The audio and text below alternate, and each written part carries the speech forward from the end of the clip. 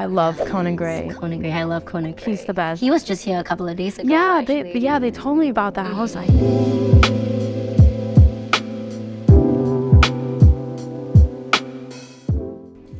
Hey guys, this is Tian, and in this episode of Talk Cock Sing Song, I am here with the amazing, incredible Lyn Lapid. I am going to ask you a couple of questions. Yeah. Okay, what inspired the song to you really? it was really cool. They asked me to hop on the song because originally my producer and Ruth B worked on it together, and they asked me to be on it after a couple months of working on it. I was like, yes, of course, I definitely want to be on this song. And we kind of wrote about how it's a very prevalent thing in, I guess, our generation today, where everything's all about temporary satisfaction and situationships and not really fully committing to anything, I guess, in a romantic sense. And so we kind of wrote about that everybody nowadays just wants something temporary and wants to never commit to something fully. And so we were just like, that sucks about our generation, that we have kind of become accustomed to that. So Right.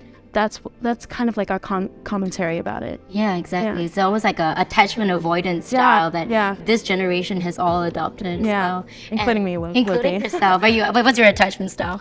Anxious avoidant. Oh, okay. Yeah. Okay. Yeah. I just did a quiz a couple days ago because my friend. We've all done those quizzes, right? Yeah. And it's just attachment for you. I think so. Yeah. Okay. And do you think that you channel that into the song for you? I think so. Yeah. Honestly, I'm a bit of a hypocrite when it comes to the lyrics, because I feel like we wrote about commitment issues and all that kind of stuff that sucks in situationships and stuff. But honestly, I'm also that way as well. Yeah, that's so interesting. And you did this with Ruth B. She produced this as well. We wrote this actually 3 years ago during the pandemic. Wow. And so we hadn't met until 3 years later. Wow. And we met in New York when the song was all finished and everything, and we were just making the music video for it. And she's the sweetest human ever. She's so nice. And working with her was just amazing. That's awesome. And that must have been such a dynamic collaboration. And speaking about collaborations, what is a collaboration you personally would love to do? What's your next dream collaboration? And sky's the limit. Yeah, this is so crazy that you asked that, because a year ago, Ruth B was my dream collaboration, because she was I was a fan of her for 10 years, and ever since she was on Vine 10 years ago. But I would say right now my dream collaboration is probably Conan Gray.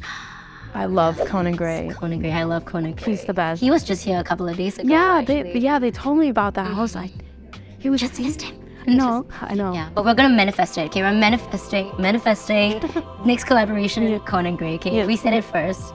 Your videos, super viral, largely successful. Congratulations Thank for that. you. I just want to ask you, since you seem to be the mastermind of this, what is in a Gen Z song starter pack, you think? People love things they can relate to, and so I find myself kind of channeling that energy when I write my own songs, because I write about my own experiences, but I always like to do a combination of being very specific about personal things that have happened to me, and also being sort of ambiguous, so other people can kind of relate to it. Yeah. And I feel being relatable and being vulnerable and open is kind of the best way that you can put yourself out there as an artist, because I feel nowadays people really love authenticity and just being real with people, and I value that in music. That's amazing, and I can see that in your work. I see that in your TikToks. I see that you're very authentic in your writing. Thank you. Very genuine with your words, and I think that a lot of your audience really relates to that, and to you as a person. Thank you. They attach that story